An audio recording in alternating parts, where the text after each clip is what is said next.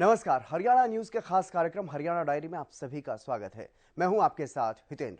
Haryana diary में हम बात करते हैं मुख्यमंत्री मनोहर लाल की सरकार के उन कामकाजों की जो आपके लिए किए जा रहे हैं, और इसी कड़ी में आज बात होगी मिलावटखोरी पर मनोहर सरकार की कार्रवाई की और किसानों के लिए उपयोग में आ रहे ड्रोन की। बने रहिएगा हमारे साथ इस खास कार्यक्रम हरियाणा डायरी में।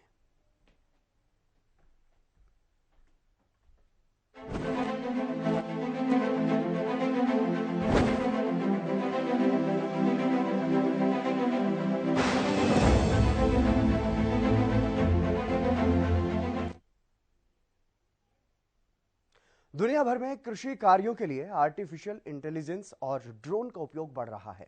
सरकार कृषि क्षेत्र में तकनीकी के उपयोग का उसको बढ़ावा भी दे रही है। इसमें अब ड्रोन का भी नाम शामिल हो गया है। ड्रोन की कृषि में उपयोगिता बढ़ाने को लेकर के सरकार की ओर से लगातार प्रयास किए जा रहे हैं। इसके लिए किसानों और युवाओं को ड्रोन चलाने का प्रशिक्षण भी दिया जाने लगा है और इसकी योजना अब बनाई जा रही है। इस रिपोर्ट में आप देखिए।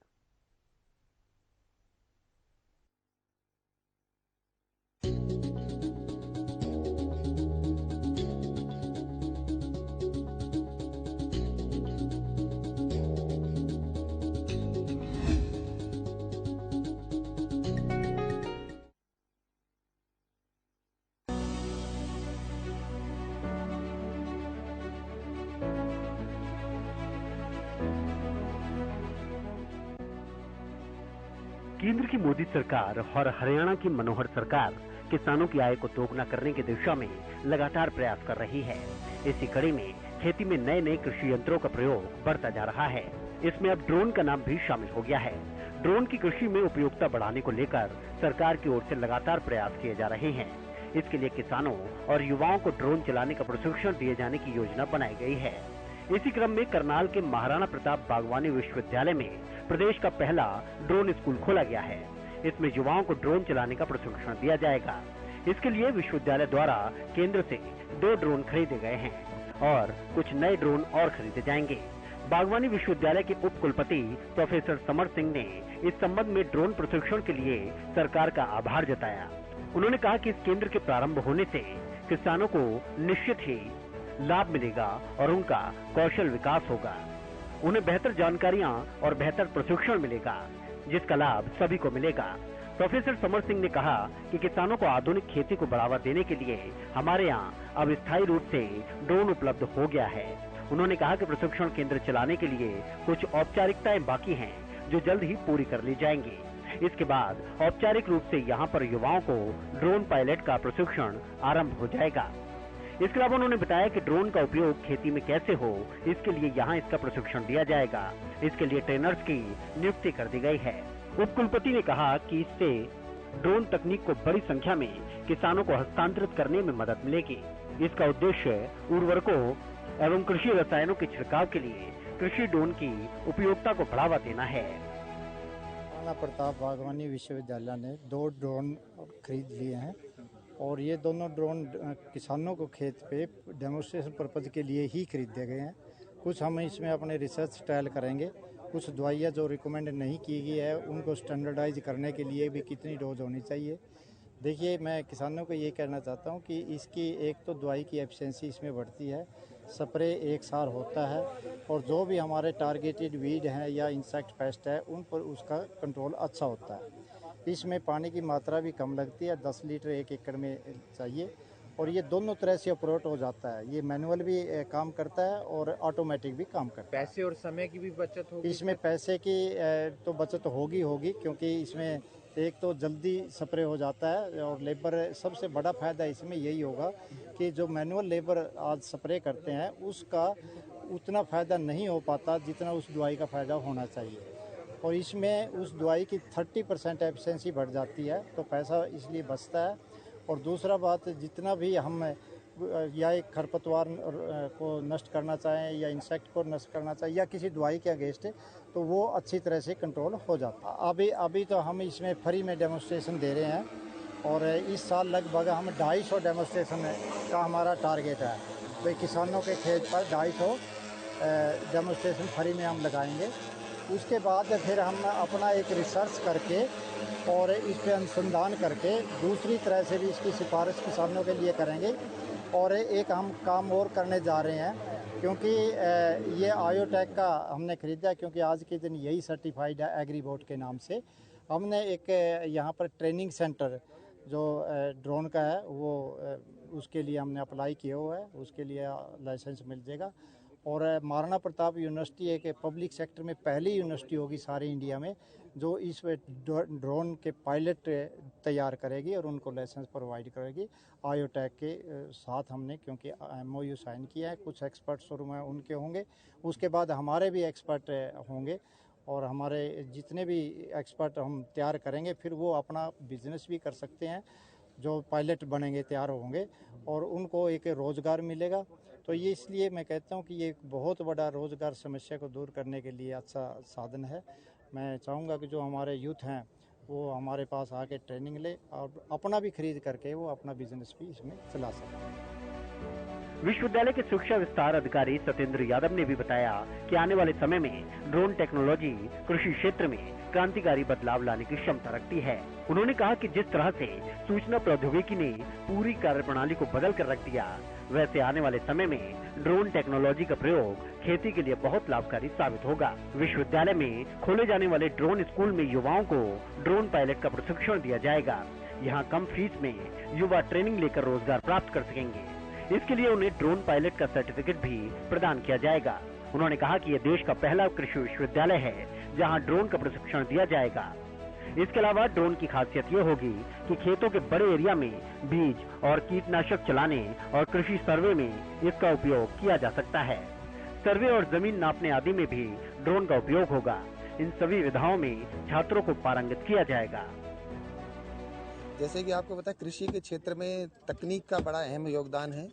अभी जो नई तकनीक आई है वो आई है स्प्रेइंग ऑपरेशन के लिए, डिजीज मैनेजमेंट के लिए, एरिया मैपिंग के लिए, उसके लिए ड्रोन का इस्तेमाल किया जा रहा है। जैसे आपने देखा होगा कि पहले जो हम लोग एरिया की मैपिंग करते थे वो मैनुअल कराते थे, उसमें कई सारी एरर आती थी। उसके बाद अभी ड्रोन से मैपिंग शुरू हो गई है जिससे एक्यूरेसी 100% बढ़ गई है और चीटिंग बिल्कुल बंद हो गई है। उसी प्रकार से अगर कृषि की बात करें तो कृषि के अंदर जो स्प्रेइंग ऑपरेशन थे, जैसे खाद था आपका, उसके लिए स्प्रेडर लगा सकते हैं। दवाई का इस्तेमाल था, वो स्प्रे करना बहुत मुश्किल हो गया था, खास करके जो गन्ने जैसी फसलें थी, पैडी की जो फसल थी या अन्य जो फसलें थी उनमें स्प्रे करना बहुत मुश्किल था और मैनुअली हम किसानों के द्वारा कराते थे, जिससे केमिकल का रिसाव हो जाता था टंकी से और कई तरह की बीमारियां स्किन के ऊपर हो जाती थी। तो अब वो स्प्रे हम लोग एक तो जल्दी कर सकते हैं, 8 से 10 मिनट में प्रति एकड़ आप स्प्रे करा सकते हैं। एक पानी की बचत जो है वो काफ़ी हद तक हो जाएगी। 10 लीटर पानी की मात्रा में इसका स्प्रे कर सकते हैं। काफ़ी सारे किसान बनाए कि शंकाएं हैं कि 10 लीटर में हो पाएगा कि नहीं, तो मैं उनसे ये कहना चाहता हूँ, जब ड्रिप की टेक्नोलॉजी आई थी इजराइल से, तो आप देखो कि हम लोग 24 लाख लीटर पानी एक एकड़ में लगाते थे एक पानी देने के लिए। अब वही हमारा 1,60,00,000 लीटर हो गया, 1.60 लाख लीटर। तो इसी तरह से जो 150-200 लीटर पानी लगता था, तो 10 लीटर पे आने वाले 3-4 महीने में किसानों को उसके प्रदर्शनी प्लॉट से देखने को मिल जाएगी। तो ये ट्रेनिंग स्कूल खुला है सर, क्या कहेंगे, कितने ड्रोनर और कितने और आएंगे? जैसे कि ड्रोन जो है वो अपना एयरक्राफ्ट नियम जो 1934 है उसके तहत गवर्न होते हैं, इनके जो नॉर्म्स होते हैं, तो इनको उड़ाने के लिए पायलट की ज़रूरत होती है। मतलब हर आदमी इसको नहीं उड़ा सकता क्योंकि इसमें कई सारे रिस्क और कई सारे अदर पैरामीटर्स इन्वॉल्व होते हैं, तो इसको डायरेक्टर जनरल सिविल एविएशन से अप्रूव्ड पायलट ही उसको उड़ा सकते हैं। तो उन पायलट्स को ट्रेनिंग देने के लिए एक ट्रेनिंग स्कूल खोलना पड़ता है। तो महाराणा प्रताप बागवानी विश्वविद्यालय ने उसकी शुरुआत कर दी है और डायरेक्टर जनरल सिविल एविएशन के एप्लीकेशन भेज दी है और जल्दी ही मुझे लगता है 1.5 से 2 महीने में उनकी अप्रूवल आने के बाद ये शुरू हो जाएगा। तो कितने ट्रेनर हैं और यहाँ पर कितने ड्रोन रहेंगे? अभी प्रेजेंट हमारे पास 4 ड्रोन है, 2 हमने लीज पे लिए हुए हैं, 2 हमने परचेज किए हैं जिनका आज प्रदर्शनी किया गया है और हमारे पास अभी एक पायलट हैं जो हमारे खुद के पेरोल पे हैं, एक को पायलट हैं जो आयोटेक कंपनी की तरफ से हमें उन्होंने असिस्ट करने के लिए दिए हुए हैं। तो ये कह सकते हैं हमारे पास 2 पायलट हैं, 2 पायलट अभी हमारे ट्रेनिंग के करने हैं ताकि 4 पायलट हमारे पास हो जाएंगे आने वाले समय में। नवंबर के महीने में हमारे पास 4 पायलट हो जाएंगे। ड्रोन प्रशिक्षक धीरज ने बताया कि ड्रोन की मदद से 10 मिनट के अंदर ही 1 एकड़ क्षेत्र में कीटनाशक का छिड़काव किया जा सकता है, जबकि इस काम को पेटीनुमा स्प्रे उपकरण की सहायता करने में किसानों को करीब 3 घंटे का समय लगता है। इसके अलावा ड्रोन से कीटनाशक का छिड़काव करने पर समय की बचत होगी और कीटनाशक के शरीर पर पड़ने वाले दुष्प्रभावों से भी बचा जा सकेगा। कृषि क्षेत्र में ड्रोन का इस्तेमाल खेत की मैपिंग और सर्वेक्षण में भी किया जा सकता है।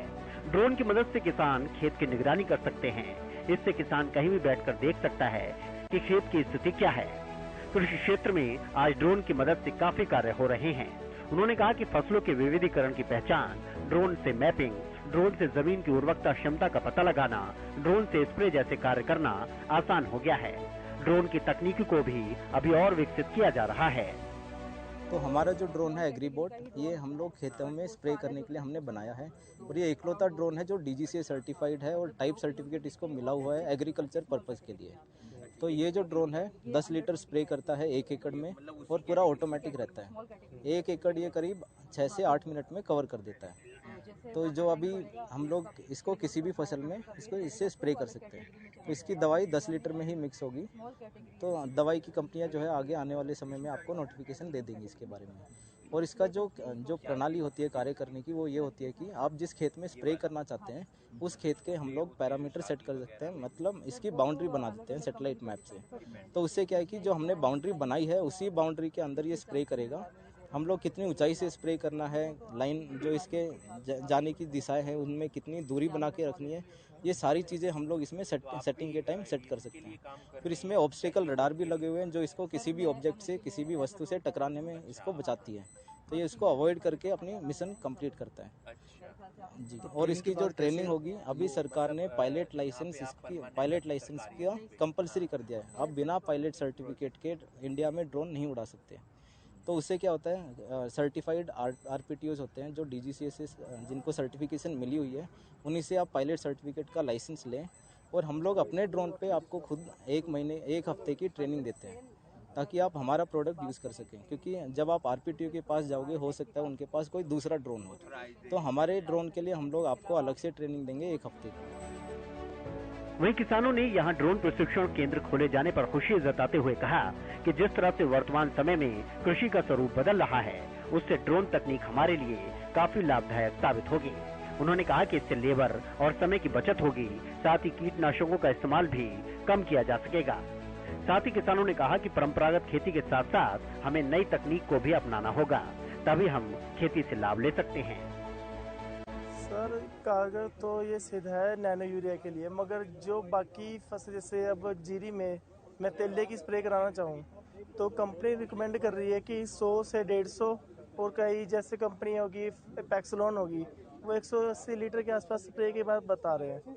मगर जो ड्रोन में इसमें 10 से 15 लीटर 1 एकड़ में बता रहे हैं स्प्रे का। तो इस बारे में नॉलेज दी जाए कि कौन सी दवाई, कौन सा फंगिसाइड जो इसमें यूज़ हो सके। कि मेरे मन में क्वेश्चन ये है कि जो मेडिसिन या फंगिसाइड मैं यूज़ कर रहा हूँ अपने पास्ट में 180 लीटर पानी यूज़ हो रहा था, वो 10 लीटर पानी में मेरे खेत को कैसे कंप्लीट कर सकता है? बढ़िया स्प्रे करती है जी।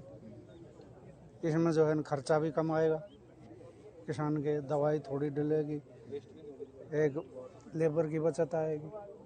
इसमें एक तो समय की बचत होगी, बाकी पानी कम लगेगा, हर एक पत्ती पे जाएगा जी इसका, ये सब पे होगा ना। तो बहुत अच्छे तरीके है, ये बहुत बढ़िया संश्लेषण वाला निकाला है, तो बहुत बढ़िया चीज़ है। नई टेक्नोलॉजी का इस्तेमाल अब खेती को फायदा पहुंचाने के लिए केंद्र सरकार और मनोहर सरकार की तरफ से करवाया जा रहा है। साथ ही नई टेक्नोलॉजी से किसानों को रूबरू करवाना और उन्हें प्रशिक्षित करने के लिए भी प्रयास किए जा रहे हैं। इसी कड़ी में करनाल के महाराणा प्रताप बागवानी स्कूल में प्रदेश के पहले ड्रोन स्कूल के खोले जाने के साथ ही युवाओं को ड्रोन चलाने के लिए प्रशिक्षित करना एक सराहनीय कदम है।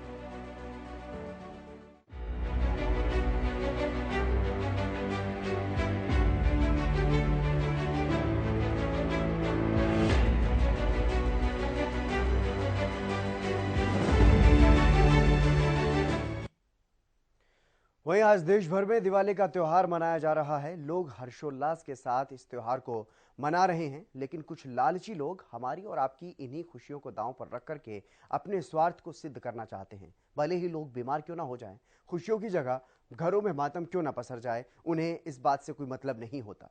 लेकिन हरियाणा की मनोहर सरकार हमेशा सतर्क रहती है और प्रदेश के लोगों की खुशियों में कोई खलल ना डाल पाए, इसके लिए पहले से ही सीएम फ्लाइंग और पुलिस की टीमों के साथ साथ अनेकों टीमें इस पर काम कर रही थी। यही वजह है कि प्रदेश में मिलावटखोरों पर कड़ी कार्रवाई की गई है और जहरीली मिठाई से प्रदेश के लोगों को सुरक्षित बचाया गया है। एक रिपोर्ट आप देखिए।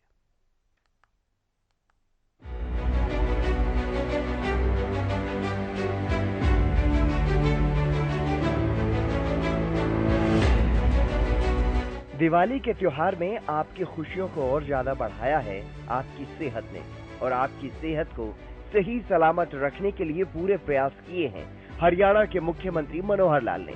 आपकी सेहत के साथ किसी भी प्रकार का खिलवाड़ न हो, आप मिलावटखोरों की मिठाइयों से बचे रहें। त्योहारी सीजन में कोई भी आपके त्योहार की मिठास को फीका न कर सके, इसके लिए हरियाणा के 22 के 22 जिलों के अधिकारियों से लेकर सीएम फ्लाइंग टीम और उच्च स्तर की टीमों को अहम जिम्मेदारियां तक सौंपी गई। सीएम फ्लाइंग और सीआईडी के साथ यहाँ पर किशनगढ़ गांव में एक जो है खोआ बनाते हुए प्लांट को पकड़ा है। इस प्लांट में न तो FSSAI का कोई डॉक्यूमेंट है, न सफाई है, और यहाँ से हमने 4 सैंपल कलेक्ट किए हैं। 2 सैंपल खोया बर्फी के, एक स्किम्ड मिल्क पाउडर का एंड एक हमने लिया है दूध का। तो कितनी मात्रा में मिला है सर? यहाँ पर खोया टोटल अप्रोक्सीमेटली 240 किलो के आसपास था। मिल्क जो है 40 लीटर के आसपास है, और ये स्किम्ड पाउडर 20 किलो के आसपास है। तो क्या कार्रवाई?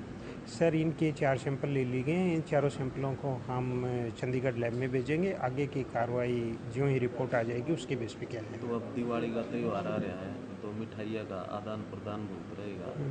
तो जो और भी दुकानदार हैं, हलवाई हैं, तो इस तरह का मामला कई जगह हम कह सकते हैं दिवाली को हो सकता है। तो क्या सर इस तरह का अगर मामला आप कहते हैं तो मैं तो अपील करूंगा कि या तो आप डिपार्टमेंट को सूचना करें या किसी सरकारी विभाग से कार्रवाई करके उन पर कार्रवाई करवाएं।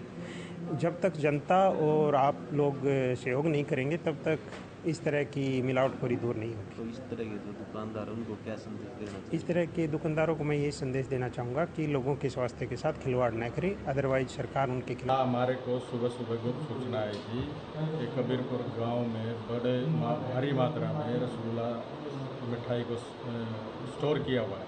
तो हमने तुरंत संज्ञान लेते हुए हमने अपनी टीम जो है खाद्य एवं प्रशासन की टीम एवं मुख्यमंत्री उड़न दस्ता की टीम ने त्वरित कार्रवाई करते हुए मौके पर जाकर रेड की है। यहाँ पर मौके पर 50 क्विंटल लगभग 50 क्विंटल तैयार रसगुल्ला मिठाई पाई गई है, और मौके पर छेना भी पाया गया है।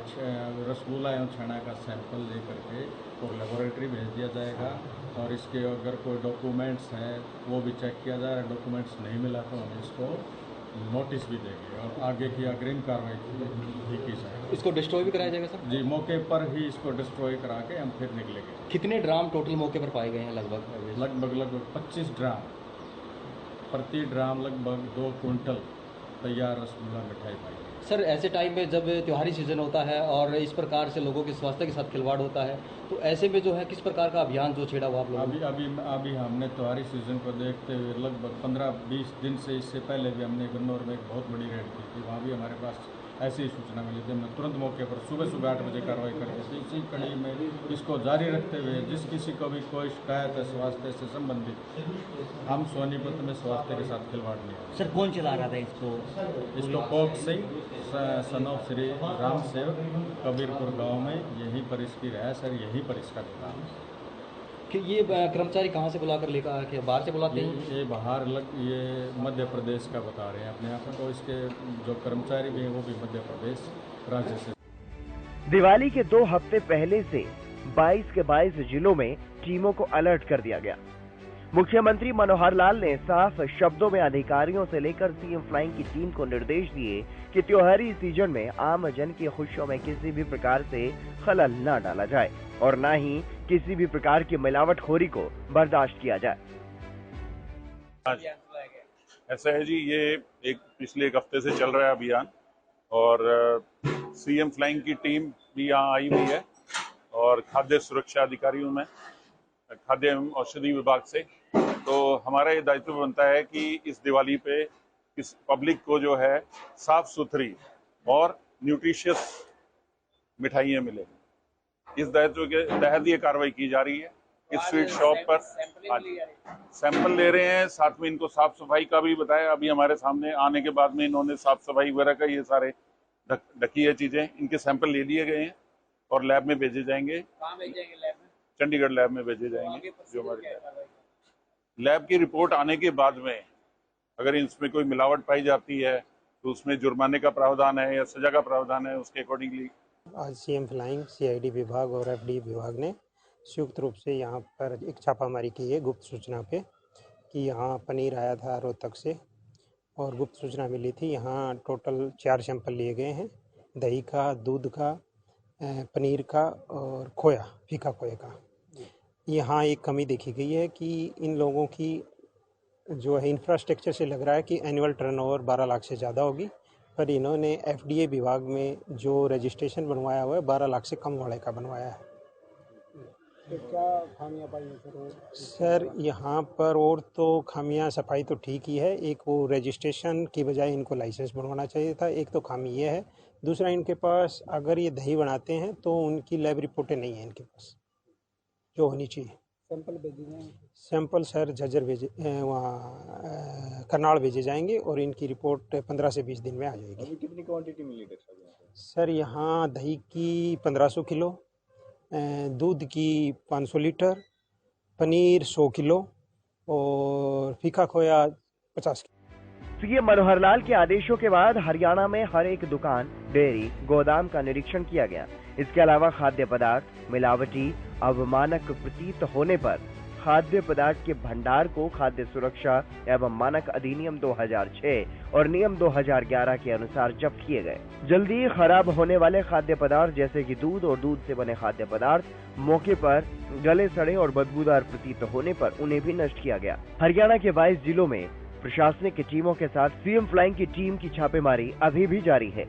अब तक 22 जिलों में खाद्य पदार्थों के 848 नमूने लिए गए। छापेमारी के दौरान प्रदेश भर में 150 किलोग्राम खोया, 3851 किलोग्राम मिठाइयाँ, 4954 किलोग्राम अन्य दूषित और अवमानक खाद्य पदार्थों को मौके पर ही नष्ट किया गया। ये बरवाड़ा में आज सीएम फ्लाइंग और खाद्य सुरक्षा विभाग जो है, इन दोनों के कोलैबोरेशन में एक ही ज्वाइंट रेड यहाँ पे की गई है। ये कोई इंद्रप्रस्थ कॉलोनी जो हिसार बाईपास रोड पे पड़ती है, इसमें ये मकान है यहाँ पे, और बाहर जिसके कार्यालय वर्ड लिखा हुआ है, लेकिन अंदर इन्होंने कुछ जो है रिफाइंड से कुछ बनाने का इनका कार्य चल रहा था, जो कि इन्होंने बताया कि वनस्पति है। बिना किसी लेबल के जो तैयार माल है वो मिला है और उनको टिन में पैक किया हुआ था, लेकिन टिन सील नहीं है, मतलब बिना सील किए हुए टिन पैक किए हुए हैं और उनका किसी तरह का कोई मार्का भी नहीं मिला है। इसके अलावा जो है लूज जो कंटेनर हैं उनमें भी उन्होंने जो वनस्पति जो ये बता रहे हैं वो मिला है। इनके पास किसी तरह का कोई वैध लाइसेंस नहीं मिला है FSSAI का। तो जो भी कार्रवाई जो हमारी जो एक्ट के हिसाब से कार्रवाई होगी वो लैब की रिपोर्ट के आधार पर ही कार्रवाई की जाती है एक्ट में हमारे। और दूसरा जो है मतलब इसमें जो तैयार माल है वो करीबन 225 लीटर के करीब जो है वो तैयार माल यहाँ पे मिला है। इसके अलावा जो इनके पास सील्ड टिन है रिफाइंड्स के और अदर वो अलग हैं, वो अलग रखे हुए हैं जो सील्ड हैं। सर इनको क्या कहा जाएगा, कौन सा घी कहा जाएगा, क्या कहा जाएगा? देखिए जो दुकानदार जो है वो जो यहाँ पे जो अजय गर्ग करके जो मालिक है वो बता रहे हैं कि ये वनस्पति है जो जोतपत्ती के काम आता है, लेकिन हमें अंदेशा है कि इसमें कुछ मिलावट की जा रही है, तो उसी आधार पे हमने सैंपलिंग की है। बाकी पुलिस की टीम यहाँ पे पहुंच चुकी है, वो अपनी कार्रवाई। सीएम मनोहर लाल के आदेशों के तहत पूरे हरियाणा में मिलावटखोरों के खिलाफ ये अभियान सिर्फ इस साल नहीं बल्कि हर साल चलाया जाता है। सीएम के आदेशों के तहत साल 2021 में भी प्रदेश भर में मिलावटखोरों के खिलाफ अभियान चलाया गया था। इसी अभियान के तहत मिलावटखोरों के खिलाफ शिकंजा कसा गया। हालांकि कुछ मिलावटखोरों को अपनी करतूत पर पछतावा हुआ, लेकिन कुछ मिलावटखोर पकड़े जाने पर भी बाज नहीं आए, लिहाजा एक बार फिर उनके खिलाफ कड़ी कार्रवाई की गई। यहाँ पे तीसरा पॉइंट है जहाँ पे सीएम फ्लाइंग सी की टीम और खाद्य सुरक्षा विभाग जो है उसकी टीम है। उच्च अधिकारियों के जो निर्देश हैं उनके हिसाब से कि भाई फेस्टिवल सीजन को ध्यान में रखते हुए कोई भी गोदाम, कोई भी दुकान जो है वो बिना चेक किए हुए नहीं रहनी चाहिए, तो उसी की निरंतरता में ही ये जो है कार्रवाई चालू है। और आज यहाँ पे एक सैंपल क्योंकि यहाँ पे सारा खोए का और जो स्वीट खोआ है वही प्रोडक्ट यहाँ पे अवेलेबल है काफ़ी मात्रा में, जो काफ़ी मात्रा में अवेलेबल है उसी का सैंपल यहाँ पे लिया गया है।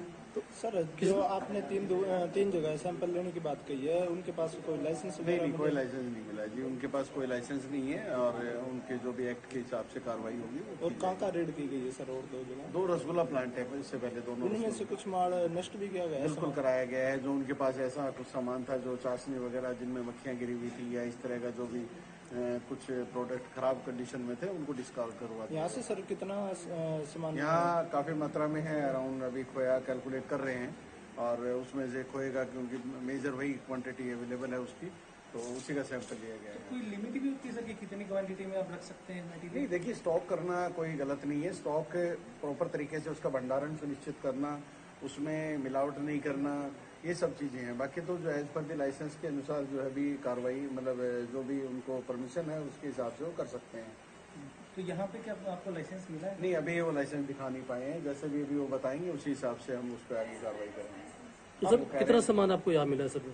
देखिए अभी कैलकुलेट कर रहे हैं, जैसे ही अभी कैलकुलेट एक बार फाइनल हो जाएगा फिर आपको बता देंगे। आपका नाम सर? डॉक्टर भंवर सिंह। और भी आप अभी कहीं? नहीं, अभी तो फिलहाल काफ़ी टाइम हो गया, तीसरी डेट आज के, फर्दर हम आगे लगे रहेंगे इसी कार्रवाई में, जो भी इनपुट्स होंगी उसी आधार पे जो है इस तरह की चीज़ें। बाकी ये कि आम लोगों से अपील ये है कि आम लोग जो है वो देख के मिठाइयों को खरीदें। त्योहारी सीजन है तो कई बार गुणवत्ता में हो सकता है कि कोई ना कोई जो है वो कमी रह सकती है, दुकानदार कुछ मुनाफे के चक्कर में कई बार कर देते हैं इस तरह की चीज़ें, तो उसको ध्यान में रखते हुए जो है वो दुकान में जो आमजन है वो खरीदारी करते समय सावधान रहें, कोशिश करें बिल लें, जो भी दुकानदार जो भी जिससे भी सामान ले रहे हैं वो बिल लें ताकि उस पर कार्रवाई करने में जो है विभाग को कोई दिक्कत नहीं आती।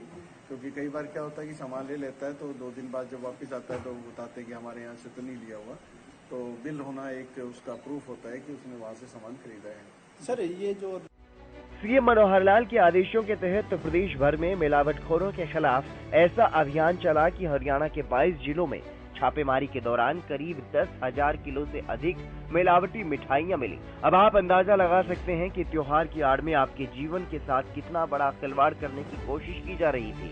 हालांकि मिलावटखोरों के नापाक मंसूबों को सीएम मनोहर लाल ने किसी भी कीमत पर पूरा नहीं होने दिया और आपकी दिवाली को खुशियों वाली शुभ दीपावली बनाने की पूरी कोशिश की।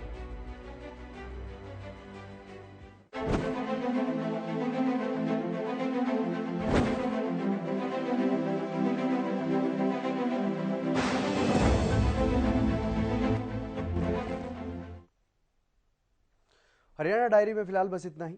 नमस्कार।